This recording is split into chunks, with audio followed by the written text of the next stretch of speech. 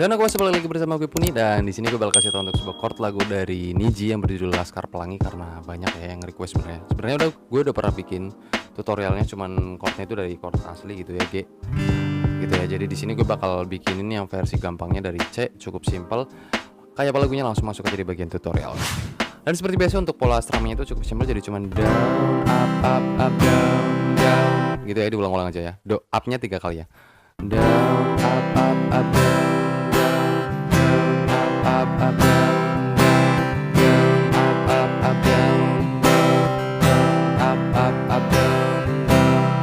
Gitu ya, oke. Cukup simpel, langsung masuk aja di bagian songnya.